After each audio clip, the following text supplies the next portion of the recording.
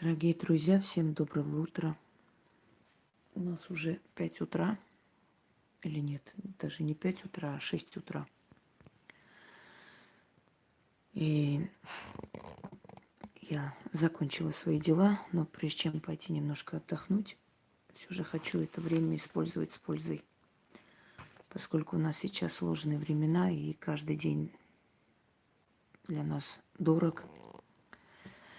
И, быть может, каждая моя работа спасет чью-то жизнь, вернет домой ребенка, отца, мать. Женщины тоже воюют. Да и не только тех, кто воюет, а тех, кто пропали, может быть, недавно. Огромное количество,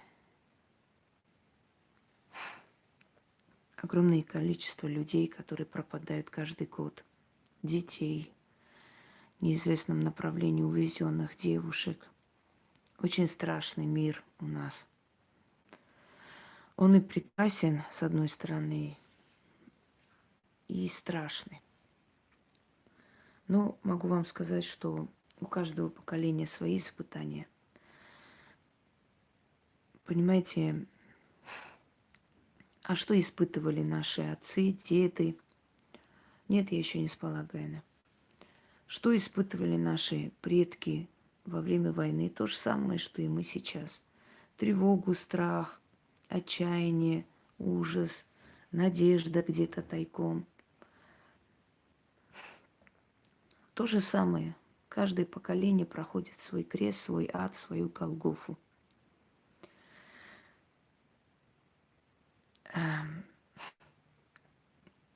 Испокон веков приходили к ведьмам, колдунам для того, чтобы попросить помощи для возвращения людей. Вы знаете, иногда мне кажется, что человеку легче смиряться со смертью, чем с без вести пропавшим фактом.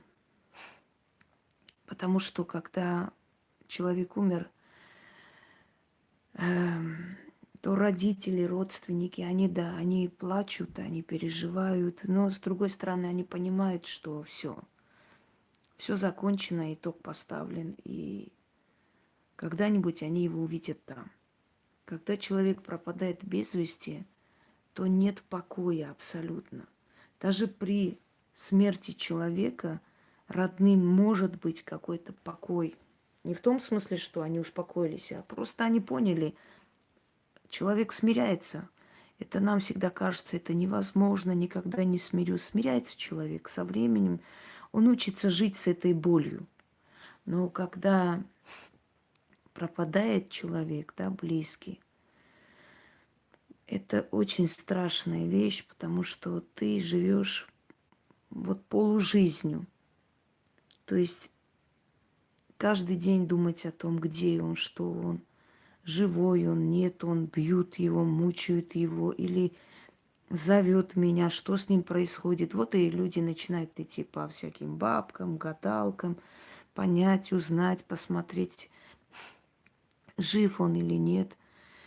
Дорогие друзья, много раз мне писали, когда случались катастрофы. Недавно тоже самолет, когда упал, учебный самолет, кажется. Люди пишут с надеждой на то. Вот я попросила какую-то, не буду их называть, на сайте. Она сказала, живые, ищите. Вот это сказала, то сказала. Обманывают людей, тянут с них деньги. Я говорю, вы знаете, я вам скажу честно, тут даже ясновидцем быть не нужно, чтобы понимать, что если самолет упал на болотистую местность, взорвался, ну, спасения там нет. Нет, вы не правы, у меня муж не раз был в таких ситуациях. Я говорю, поверьте мне, я вот была бы счастлива, если бы я ошиблась. Я не хочу любой ценой быть правой. Я была бы счастлива, если на сей раз я ошиблась. Но, к сожалению, я не помню, когда я ошибалась вообще. И вот это, знаете, полуобман, надежда, Вот человек пропал, человек попал в беду, то есть человека видели в больнице, он находился, увидели его, что ему было плохо, то есть его ориентировочно описали, поняли, что это был он. И поскольку долгое время не опознают, естественно, человек, который умер, его хоронит государство за свой счет под номером. К сожалению, это так. И людям говорят, такие сказки придумывают. То он поехал там куда-то, то он в другой стране, какие-то службы его забрали. Скажите, как есть. Я помню, когда один из этой битвы сумасшедших показывали в прямом эфире, когда семья, лодка пустая, машина стоит, их нету. И мы с мамой смотрели и позвали вот этого вот полоумного этого супер-экстрасенса, который пришел, должен был найти чего-то там такое, начал махать каким-то маятником над картой. Вот их забрали, их держат в плену, скоро будут выкупы требовать и так далее. И я посмеялась, мама моя говорит, а что ты смеешься? Я говорю, да мне смешно, говорю, смотреть на него. Если сейчас вот их вытащат оттуда, ему морду набьют. А как ты поняла? Я говорю, ты понимаешь, я вижу, снимает озеро, а на озере стоят души, белые тени. Это видит человек, который способен видеть, даже через экран это видно. Особенно через экран видно, потому что экран это искусственный глаз, то есть, да, видео. И я говорю, это видно просто, что они утонули. Вот как получилось, не могу понять. Перевернулась лодка, что там случилось. Но они утонули. И вот пока этот супер Магуй там стоял, там сочинял сказки о том, что они там их украли, забрали, тут начали выносить трупы друг за другом. Он сел в машину и слинял, потому что понял, что будет расправа. Понимаете? Но в любом случае, хочу вам подарить работы, сильные работы, которые помогут вернуть человека, если он живой. А если его нету, по крайней мере, вы узнаете об этом, где похоронен. Выдадут тело. Хотя бы так. Хотя бы по-людски предадите земле. Те, которые пропали давно, вы узнаете, где они пропали. Я хочу сказать один случай, связанный с этой работой. Правда, я проводила с человеком, когда сестра его приехала, этого мужика. Он пропал. И вот уже больше полугода не знали, где он, что он. И она приехала ночью. Мы с ней провели. Когда я провожу, я должна провести ночью. Когда вы проводите 3 раза в день. Ну, я объясню сейчас. Мы с ней провели, она уехала. И буквально через 5-6 дней, сейчас точно не помню, она позвонила, сказала, вы представляете, оказывается,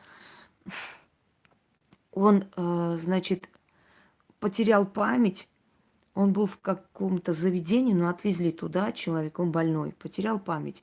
Он поехал работать на заработки в Москву.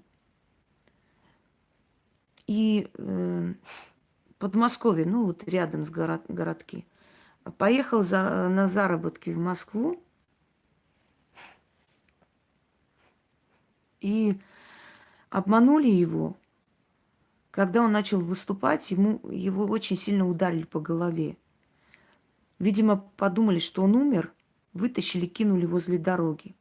А люди, проезжающие мимо, увидели, ну, забрали его в больницу, милиция, полиция, в общем, он ничего не помнит. И когда мы это провели, этот человек ночью встал и вспомнил, кто он, что он, сказал, откуда он, попросил, значит, попросил там написать запрос в этот район, потому что номера и все остальное, такие подробности он не помнил. Он там сделали запрос, участковый пошел к ним по адресу и сказал, у вас там человек пропадал, вот, в общем, говорят от такого-то места. Они на радостях позвонили, оказалось, что действительно их брат. И они, значит, сказали, мы едем его забирать. Забрали, потом еще раз звонили. Как получается, когда ты призываешь эти силы, закрытые дороги открываются, как будто толкают человека домой. Если человек в плохом месте, так уж получается, например, был другой случай, когда женщина сама это сделала, сама провела, у нее дочь пропала, и эту девочку забрали, ну, девушка, дурочка, 18 лет, поверила кому-то там, не буду говорить, из Средней Азии, пошла с ним, а он ее повел в такое место, и там вот целые там аж казармы, они в рабстве находились там, пахали на их плантации. И так получилось, что когда эта женщина начала проводить, в этой плантации устроили облаву ни с того ни с сего. Сменился начальник милиции, уже крышевать было некому, и они сделали облаву там. И этих всех освободили, и она вернулась домой. Понимаете, то есть так получается... Доброе утро. Так получается, что выводят той силы, дают возможность человеку выйти из этого состояния и дойти до дома. Приводят его. Первое, что вам нужно делать, первый ритуал, это 3 раза в день читать по 3 раза.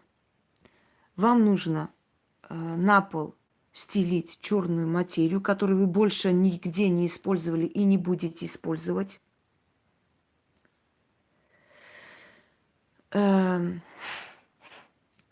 Новую черную материю найдите. Если нету, ну, если у вас такие военные условия, возьмите черные, там, может быть, у вас рубашка есть прям черного цвета. Но желательно, чтобы это была черная материя. Значит, снимайте обувь, снимайте носки, босиком становитесь. 3 раза в день. Вот утром, в обед и вечером или ночью. Ну, в любое время, в принципе.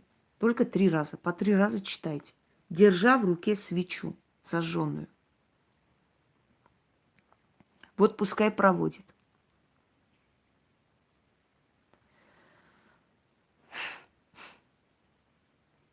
Держа в руке зажженную свечу, 3 раза в день становитесь на этот черный материал и читайте до того дня, пока не получите весть. Но читать, в принципе, не больше 2 недель. Дальше не нужно. Итак, держите свечу в руке, можете переписать мелко и держать в руке. Вообще лучше желательно все эти работы, которые я вам даю, провести все. Желательно. Тогда быстрее человек найдется. Итак, держите свечу в руке, становитесь на черную материю и читайте 3 раза. Потом свечу нужно потушить пальцами, спрятать. Снова вытащить на 2-й раз. Опять же, становиться, тоже свечу зажечь. Когда свеча закончится, просто свечу выкиньте, возьмите новую свечу. Итак, начали.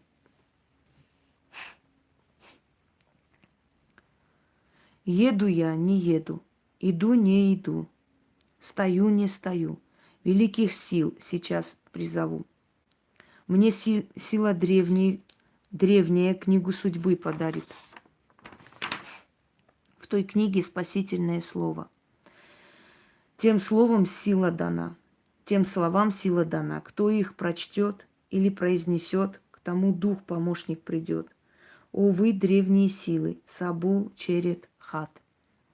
Летите, летите, летите, душу потерявшуюся найдите, и домой ко мне ведите.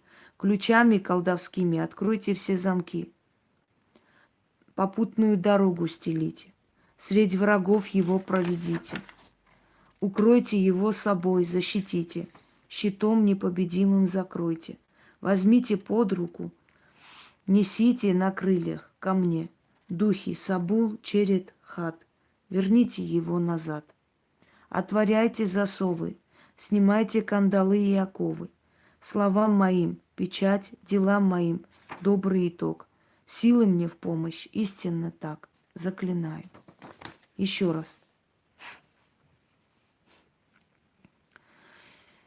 Еду я, не еду, иду, не иду, стою, не стою. Великих сил сейчас призову. Мне сила древняя книгу судьбы подарит. В той книге спасительные слова.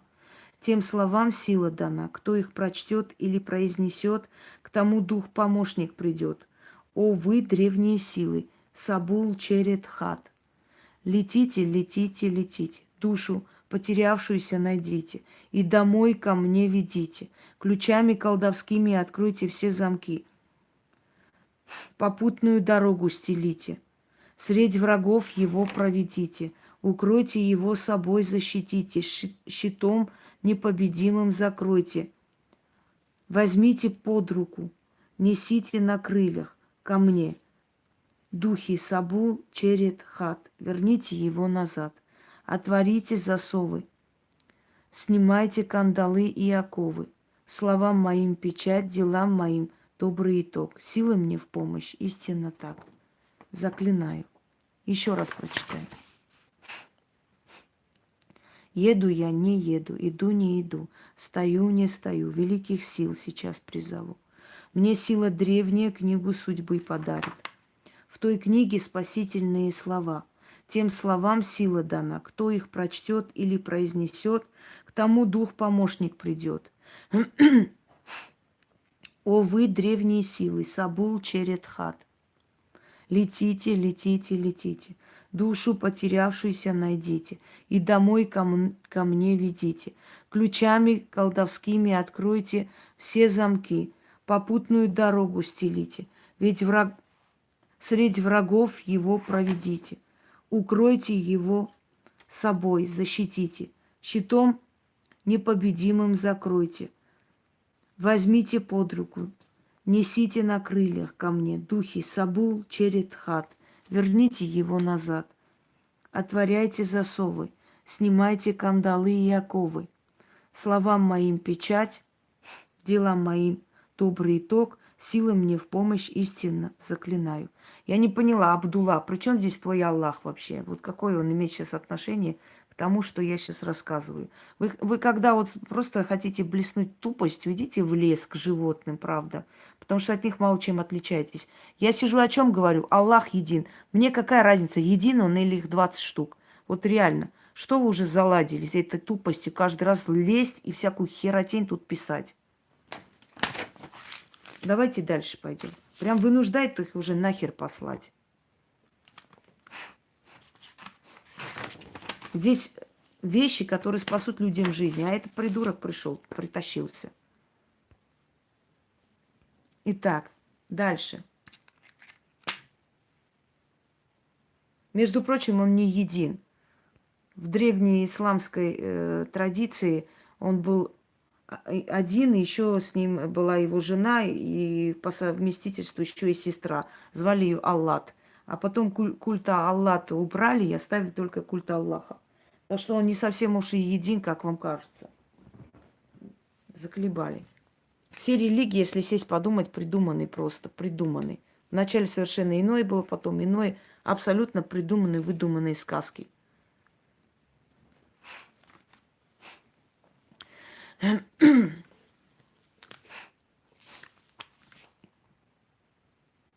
От баранов мало чем отличаются. Хотя баранов обижать тоже нельзя. Они божьи животные. Так. Дальше. Теперь слушайте. Следующий заговор. Становитесь посреди комнаты. Ну, не прям посреди, ну, становитесь. Начинаете руками, вот показываю примерно, тянете как невидимую нить. Вот таким вот образом. Представляете, что вы тянете его домой. Вот так тянете. Кстати, я хочу сказать, Да, реальность назвали мифом, потому что так было удобно. Хочу вам сказать, что таким способом можно найти и пропащие животные. Хоть это плохо звучит, но любого пропавшего можете найти, кто вам дорог и близок. Человек это или живое существо. Вот таким образом тянете невидимой нитью его домой. Кстати, вот эта невидимая нить, есть еще вторая версия, по которой многие нашли своих кошек-собак. Но здесь даю вот полную другую версию. Вот так. Представили его, начинаете его тянуть, тянуть, тянуть, и 6 раз читайте. Когда человек появится, или любимое создание, обязательно откупитесь. Отнесите красное вино, откройте там, немножко плесните под дерево и отнесите 6 монет. И говорите: откупаюсь и благодарю, и уходите. А можно и побольше сделать откуп. Например, кому-нибудь подарить дорогой подарок, если пообещали. То есть, если это касаемо живого существа, то есть кошку-собаку, то откупаться нужно вином и монетами. Если это касается жизни человека, то вы должны обещать, что вы сделаете, и вы должны это исполнить. Ну, например, там, подарю там кому-то золотое кольцо, или отдам, пожертвую приюту столько-то денег. Вот обещайте, потому что люди, скажем так, люди всегда, то есть духи всегда исполняют то, что у них просят, для того, чтобы посмотреть, насколько человек исполнит то, что обещал. Итак, тянем, тянем, тянем, тянем. Таким образом мы иногда и духов тянем, и силы тянем. Вот так вот. Невидимой нитью тянуть. И читать. Нитью невидимой. Да, кстати, извиняюсь. Значит, укройте его, имя здесь надо. Везде, где я говорю его, вы произносите имя. Тянете и читаете. Нитью невидимой тяну тебя к себе. Приди, вернись, явись на порог. Глазам моим покажись. Черед, помоги, черед, помоги, черед, помоги. Найди его имя. Приведи его всеми дорогами, всеми порогами. Доведи до дома его.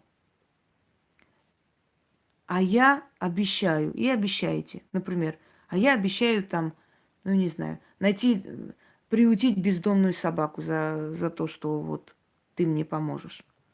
И обязательно выполните. И говоришь: благодарю. А я обещаю, и в конце благодарю, заклято. Опять же, 6 раз. Нитью невидимой тяну тебя к себе. Тебя, его имя. Приди, вернись, явись на порог, глазам моим покажись. Черед, помоги, черед, помоги, черед, помоги, найди его. Приведи его всеми дорогами, всеми порогами, доведи до дома его. А я обещаю. Обещайте, что вы сказали. Благодарю, заклято.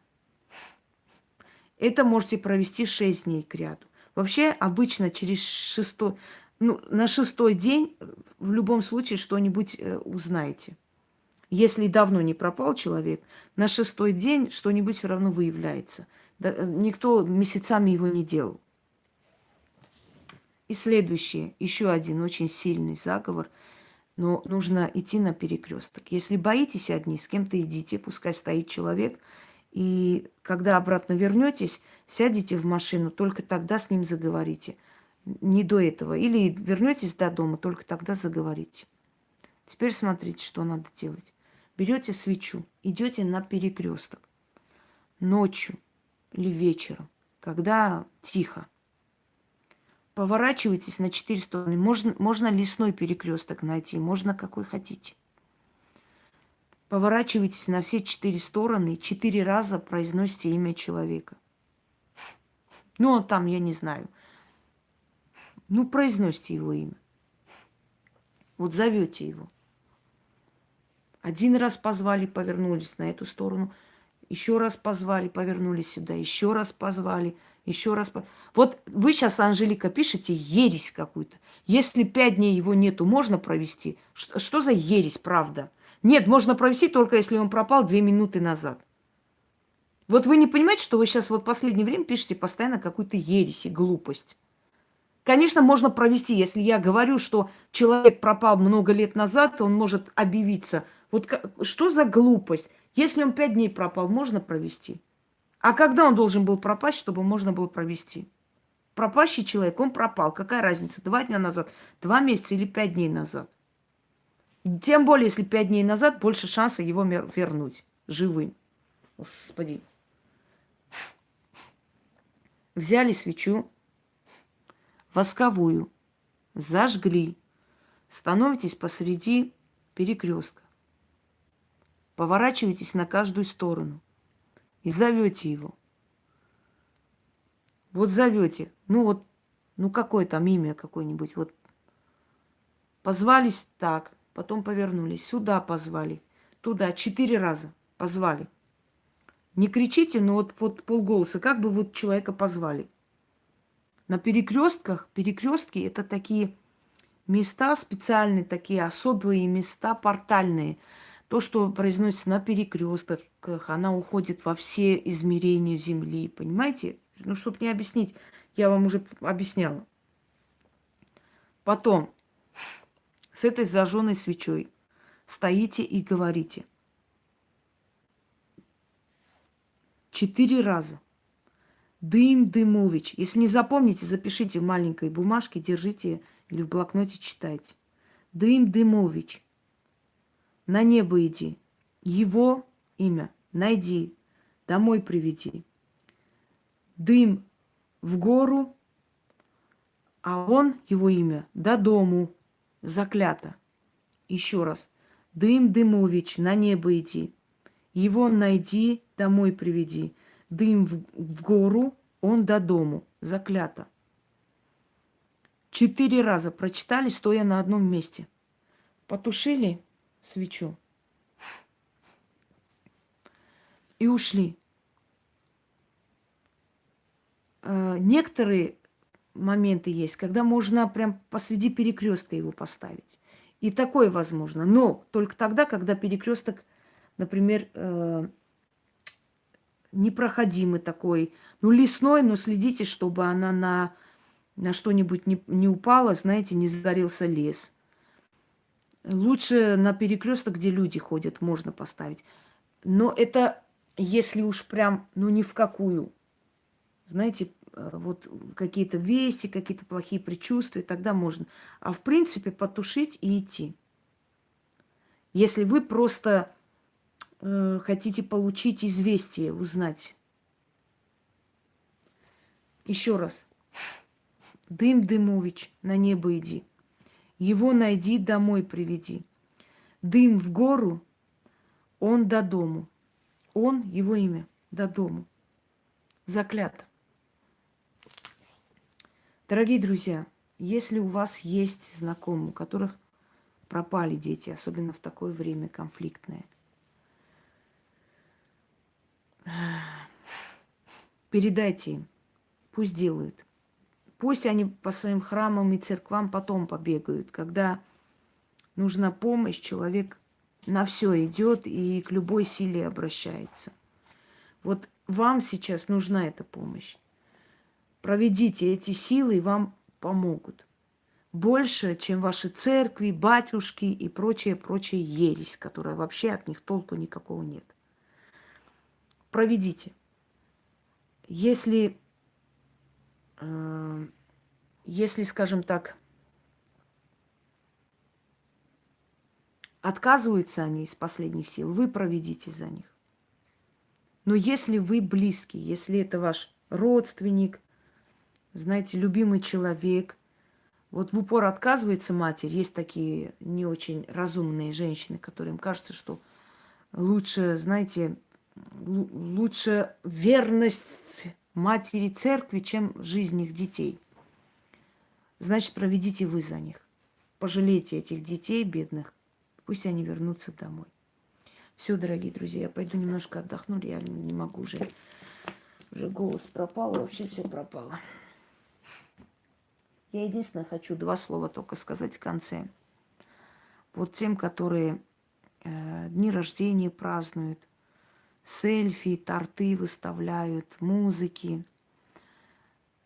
Скажите, пожалуйста, вам вообще не стыдно, нет? Вам не стыдно? Мы молодое поколение 2000 года практически похоронили. Вот в 2000-2001 году все радовались, говорили, ой, столько мальчиков рождается, столько мальчиков рождается.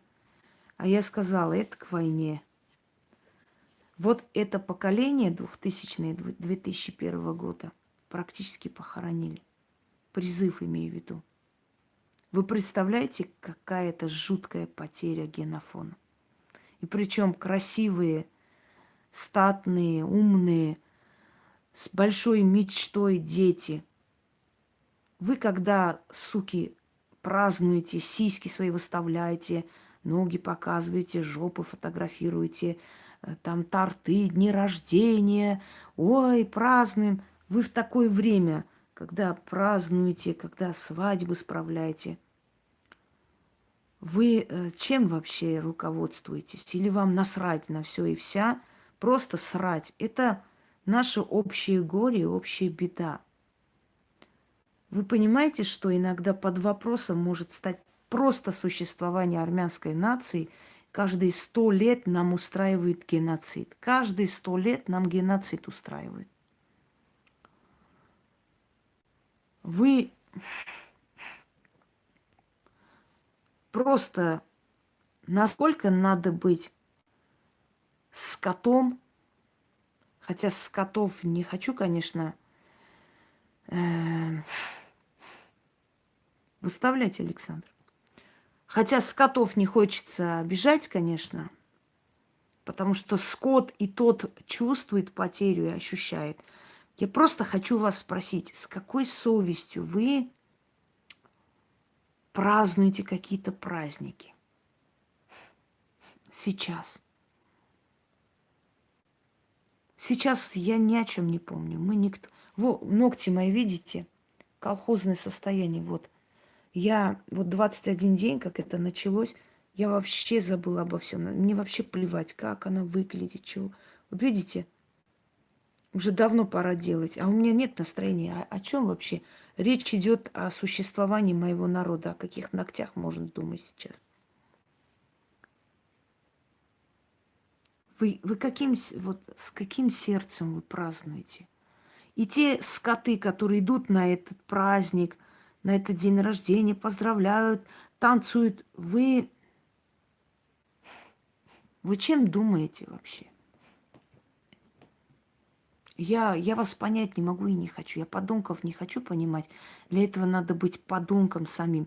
То есть вы считаете так, пусть они помирают, все равно они защитят, а мы пока попразднуем, да? Вы хоть секунду представляли себе, что было бы с вами, с вашими детьми, женами, если бы этот турок вошел все-таки к нам, если бы он дошел до нас? Что было бы с вами? Вы забыли 15-й год? Вы забыли, что они делали с нашим народом? Откройте, посмотрите фотографии геноцида. Я просто вас спрашиваю, насколько человек должен быть аморальным, насколько человек должен быть грязным душой, насколько человек должен быть нелюдем, чтобы в такой момент общей трагедии, когда на каждой улице кого-то хоронят, когда эти дети полуголодные, обманутые нашим государством, кто-то уже уставший, кто-то бессонный, кто-то не очень здоровый, люди старшего поколения, которые идут, становятся перед пулями, чтобы защитить вас. Вы вот это все настолько насрательски просто вот так принимаете. Просто посмотрела и увидела даже в Ютубе какие-то юбилеи празднуют, какие-то... Насколько надо быть животным, чтобы это делать? Вы там танцуете, пляшете, а в другом месте родители воют от боли. Кто-то даже вообще не нашел своего ребенка еще. А кому-то ребенку голову отрезали, отправили фотографии на телефон его брата. У него телефон был с собой. Вот они взяли его, сфотографировали весь процесс или на видео сняли и отправили на телефон брата его. Вы можете представить, он ждет вестей, как он там живой, нет, и тут открывает и смотрит эту картину.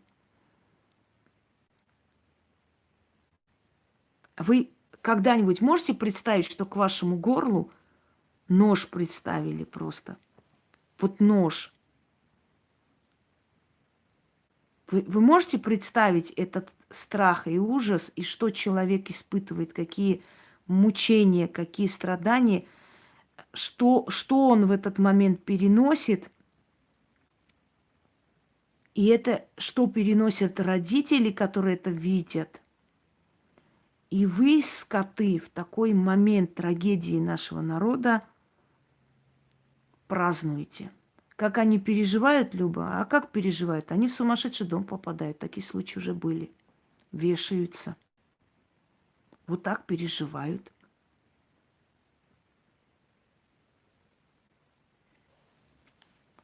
Придите в себя просто. Да, я многое не хочу рассказывать. Когда мне сказали, я говорю, не надо, я вас очень прошу, не кидайте мне это на телефон. Я не перенесу, просто не смогу. Просто не выдержу.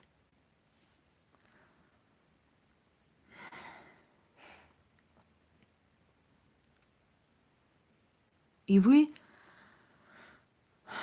устроили пир во время чумы. Я плевала в лицо вам, я плевала в лицо тем твоим гостям вашим, которые идут, празднуют в такое время вообще. И вы отход и биомусор, потому что люди, которые так себя ведут, человек, который не делит горе своего народа, он не человек. Неважно, сколько у вас денег, какие у вас машины, неважно, какие у вас силиконовые сиськи и губы, вы не люди, вы биомусор после этого. Я вообще не представляю, я 21 день не сплю, и со мной не спит. Не спят все матери Армении, люди забросили свои работы, люди не могут концентрироваться, мы потеряли поколение молодых детей. Люди не могут опомниться от этого горя, а вы, скоты, первые, которые должны переживать,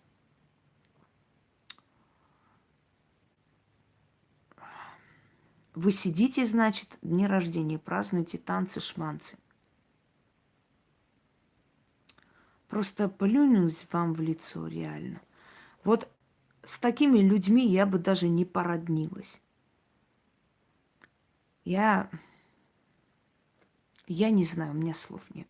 Мир катится во тьму. Просто вот слетели все маски. Хоть все ходят в намордниках, но истинные маски слетели. Мы увидели чудовищные лица этого мироздания. Чудовищные просто.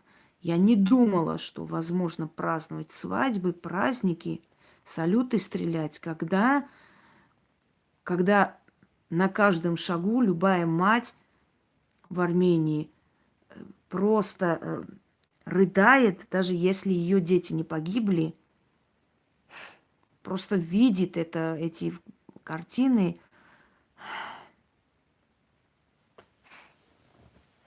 Невероятно, люди, это такое потрясение. Мне кажется, когда это все закончится, мы вообще уже по-другому будем смотреть на мир. Мы уже не будем как прежде, мы будем совершенно другие люди. мы реально будем уже не те люди, какие были. Потому что такие вещи видишь, действительно, война и вообще такие конфликты, они реально показывают что-то другое. То есть мы, привыкшие к стандартному образу жизни, вот эта вот нестандартная ситуация, она показывает очень многое. Очень многое и очень страшное. И ты понимаешь, что ты живешь просто в мире чудовищ.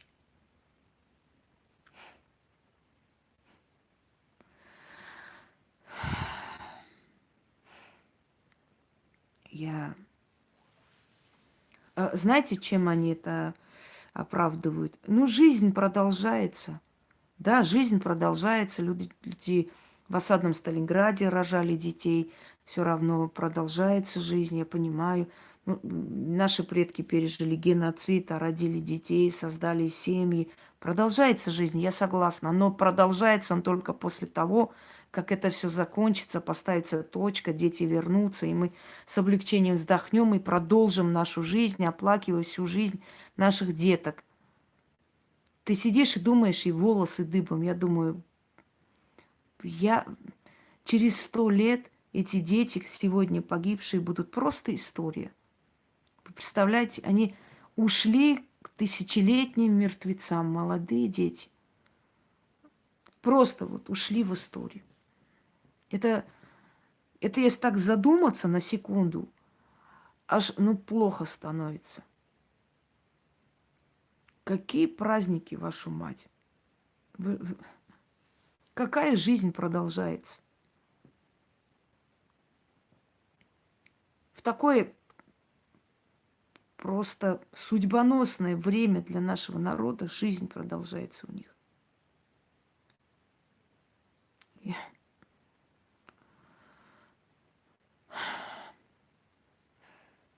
Есть люди, которым срать на чужое горе, есть такие люди. Но здесь наше горе общее. И ваша безопасность, твари, тоже охраняется этими детьми. Уважение хотя бы какое-то должно быть.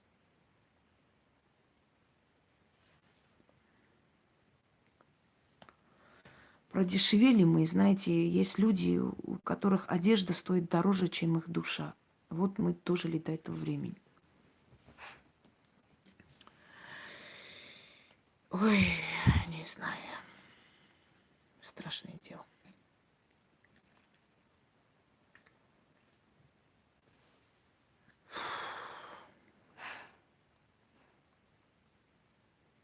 Я помню, когда во время Чеченской войны возили гроб за гробом. И здесь в ресторанах гуляли, хихи, ха-ха, свадьбы праздновали. Я думаю, блин, что за люди? Дети гибнут. А они тут праздники устроили. Вот дожила до того времени, что и у моего народа тоже так, оказывается, делают. И это для меня настолько не просто чуждо, это преступно. Все будет хорошо, Саша, все будет хорошо, но это поколение мы уже не вернем. Понимаешь? Этих детей мы уже не вернем. Сердце разрывается, не могу. Я не могу отвлечься на другие темы. Все, друзья мои, я вам подарила. Проведите. И пусть эти работы вам помогут. Я буду только счастлива. Да тут дело не в карабахцах даже. Тут всякие празднуют. Дело не в них. Ой, докатились мы, народы. Докатились, измельчали. Просто жуть. С одной стороны измельчали, с другой стороны видишь такое золотое поколение. И думаешь, вот эти бляди должны жить, а вы должны лежать в земле. Где справедливость?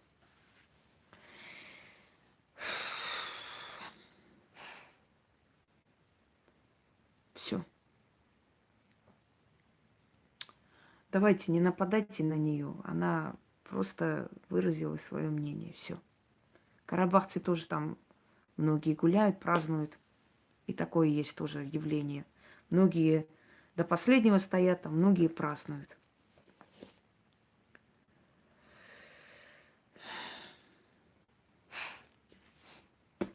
Всем удачи.